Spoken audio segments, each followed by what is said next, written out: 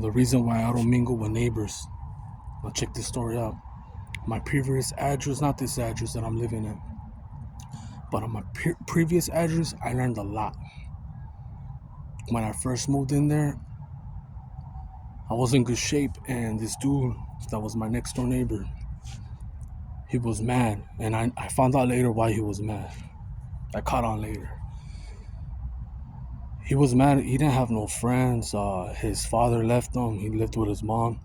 His other brothers from different fathers, they all worked. Now, he looked up to some dude across the street that was moving shit.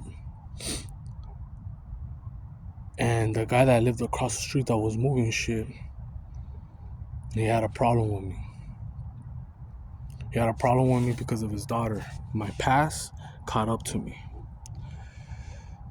His daughter told me, hey, when we were in continuation school from fighting, she's like, hey, I want to see your dingling. And I showed it to her.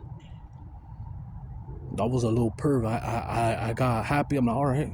So I showed it to her. And she told her older boyfriend that was from a crew. He started a crew.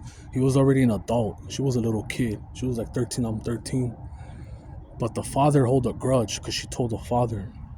So when I moved across the street from the father, and this guy didn't like me, he offered him money, he offered him weed, gave him a gun. This guy's an illegal document, right? He's not from, he's from Mexico. So I never said shit. What I did is, I was talking about some girl named Mina. I'm gonna get back to the point. So Mina was a fine female that I met when we were buying alcohol with my cousins and my friends, and she was with her homegirls. They were looking for fun. They were looking for parties, and we had them. Now, when I met her, I straight up asked her, "Hey, are you taken? Do you have kids?" Because I learned my lessons. I've had homies get popped for screwing the wrong women. I learned a lot from other people. So she's like, she denied it. So why did I bring her up when I talked about Mina? It happens to be that Mina is the same name of his mother's dog. Now the mom, I always bought hot Cheetos from her, sodas, candies. She sold it for cheap. So one day we're just drinking outside my driveway after the club and shit. It's after hours. I'm not gonna lie, we were loud. And that's why I'm not loud after 10 now. I respect. I learned my lesson. When we were drinking, we have a long driveway. Me, my cousins, and my homies. And this fool pops out and he clocks it. And he says, "Scandalous, dog." And I'm on the Suburban. I'm like, what? We're all leaning on the Suburban. Like, what's up, fool? Scandalous, dog. Now, him with a Glock and 6 of us, I know he was going to empty it. He was on one. He was pumped, and he wanted to earn points for the fool across the street. He wanted to earn points for the fool across the street because the fool across the street has pool. He has backup. He's an older man. So I kept my mouth shut, and I went in front. I told everybody, "All right, just chill. All right, fool. We're going to go inside right now. Don't trip." Scandalous, dog. I waited for him to go inside. We didn't call the cops. We didn't rat. We didn't do nothing. We could have got him deported. He could have got a gun charge. We didn't say nothing. The next day I see him, and my father was right there, and I told him, "Hey, fool, all that shit you were saying, give me my fade." He didn't want to. He didn't want to give me the fade. And it was one-on-one. And he started saying, "Oh, it's because you guys were talking about." I go, "So you're willing to do life and take a life for talking about it?" We weren't talking about your stupid dog, I told him. But that's your excuse. No, it's because this fool across the street, you're from a... But you don't even bang him. We're not from a hood. He kept making excuses. So I'm like, all right, fool. You bitched out. As long as you bitched out And I didn't come out all crazy. All right, cool. I know who you are. You revealed your true colors. You're someone with a Glock, and when you're on one, but when you don't have a Glock and you're not on one, you're like that. So, not even a year later, he moves to Wisconsin. And how do I know? His mom talks to my mom. The motherfucker gets deported. The motherfucker gets deported. And I'm not here to brag about it, but a lot of people that have crossed me over, they probably even think that I do witchcraft, and I don't. And when you're on this thing, they're gonna think you're on it. You're on that voodoo shit. They're gonna think that you're cursing them and da da da. So I have another story. Now this one really scared me, and it scared me because I didn't realize how many. I've been around killers for a long time. I don't hang around with nobody no more.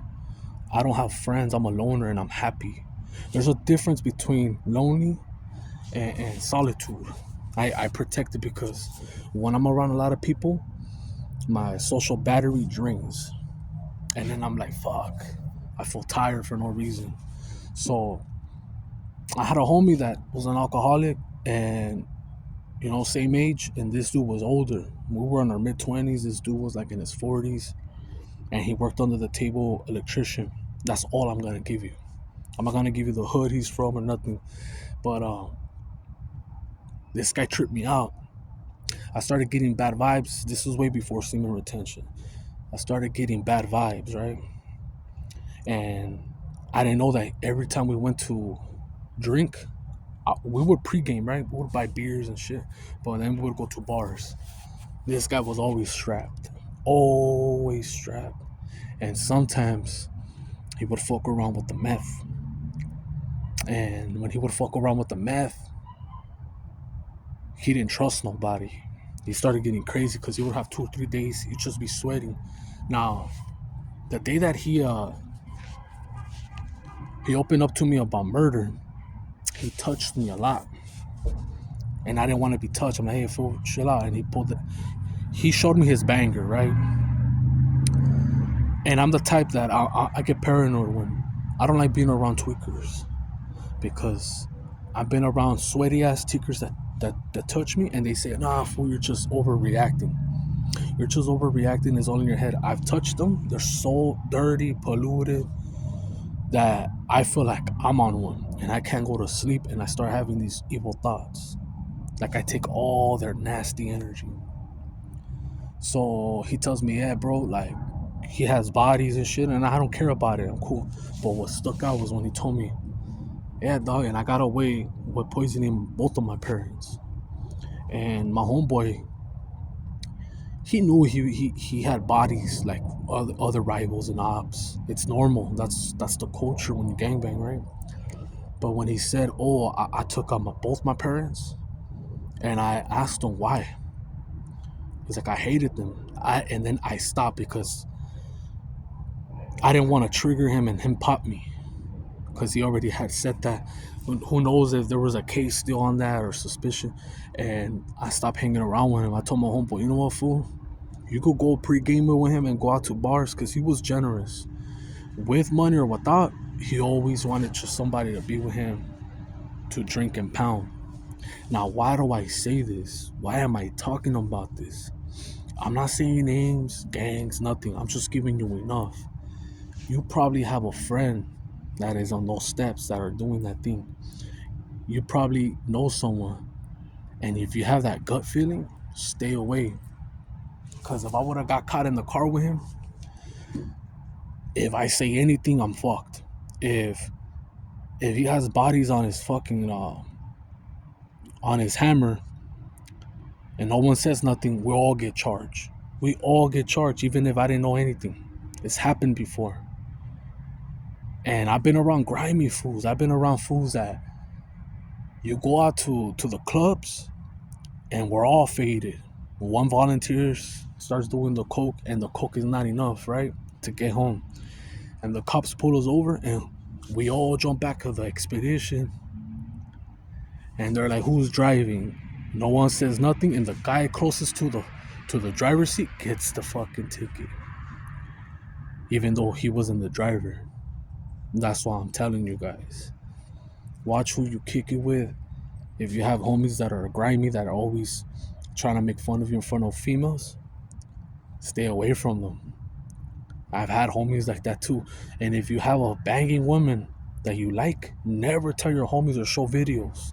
A lot of people like to do that now. They like to show videos. Oh, look what I'm smashing. And little do you know, they're already fantasizing and trying to take that. I learned that a long time ago.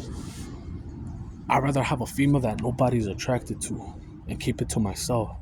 And they asked me if I cracked it. Yeah, I cracked it, but that shit stank. That shit was whack. That shit was mid. I'll make up a lie just so no one gets near it. Because if you're promoting it, women that promote, oh yeah, he has a big digging stick. Yeah, he tastes good. Yeah, he lasts long. They're all like, oh, I want to try it out now. They're promoting it, you know. And I've had homies that also talk down behind my back, but little do they know they were giving me the cat. They were being pushed towards me. This was just, I had to say it. This video, I had to say it. I had to explain this. I've been wanting to say it. Today, I wanted to say it. Yesterday, I wanted to say it. And my mind and my heart's like, I don't know. Should I not? Fuck it, bro. I said it. No one knows who he is. Watch who you hang around with. I'm out.